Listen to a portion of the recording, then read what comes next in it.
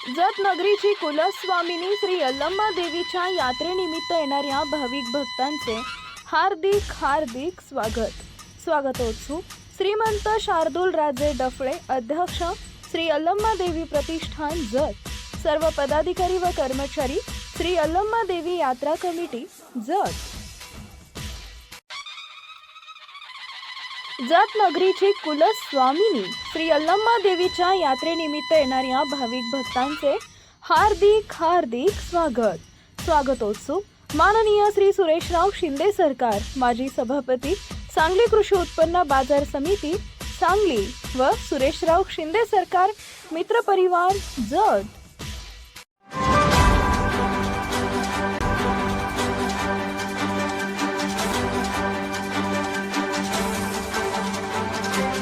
आपण पाहत आहात लोकशाही महाराष्ट्र न्यूज। लाखो भाविकांचं श्रद्धास्थान असलेल्या व नवसाला पावणारी जागृत देवी अशी सर्वदूर ख्याती असलेल्या श्री यल्लम्मा देवीला श्रीमंत डफळे राजघराणेच्या मानाच्या नैवेद्यासह लाखो भक्तांनी पुरणपोळीचा नैवेद्य दाखवून देवीचं घेतले दर्शन।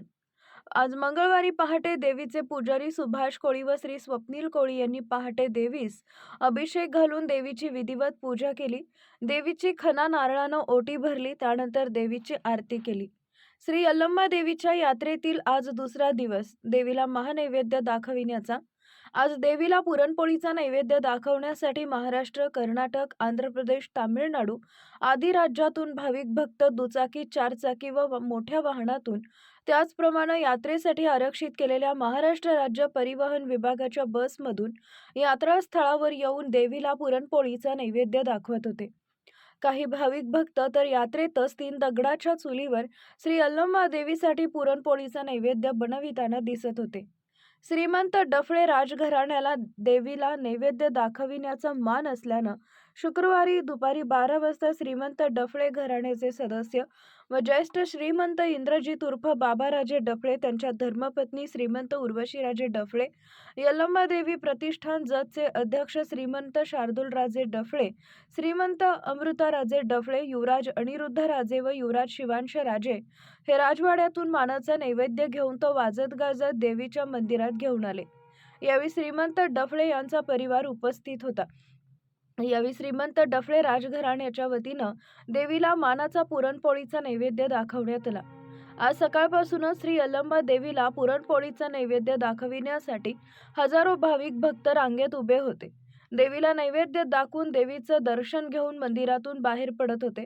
आजही यल्लो आईचा उदो उदो करत हजारो भक्तांनी प्रतिष्ठानने तयार केलेल्या कृत्रिम कुंडात स्नान करून ओलेत्या अंगानं मंदिर परिसरात असलेल्या जोगतिनींकडून सर्वांगाला गंध लावून, कमरेला लिंबाचा डहाळा बांधून घेऊन, तोंडात लिंबाची पानं धरून देवीच्या मंदिरात सभोवती 5 प्रदक्षिणा घालून देवीचं दर्शन घेऊन आपले नवस फेडत होते। जतची ही यात्रा खिलार जनावरांसाठी प्रसिद्ध असून सांगली कृषी उत्पन्न बाजार समितीच्या मार्फत यात्रेत जत बिळूर रस्त्याच्या बाजूस मोठ्या प्रमाणावर जनावरांचा बाजार भरवण्यात आला आहे। या कृषी प्रदर्शनाला यात्रेकरूंनी भेट द्यावी असं आवाहन सांगली कृषी उत्पन्न बाजार समितीचे सभापती सुजय शिंदे यांनी केलंय। तसेच यल्लम्मा देवी यात्रेत बाहेरील राज्यातून येणाऱ्या व्यावसायिक व यात्रेकरूंची वाहने रस्त्यातच अडवून झिरो पोलिसांच्या मदतीनं यात्रेकरूंची लूट सुरूच आहे।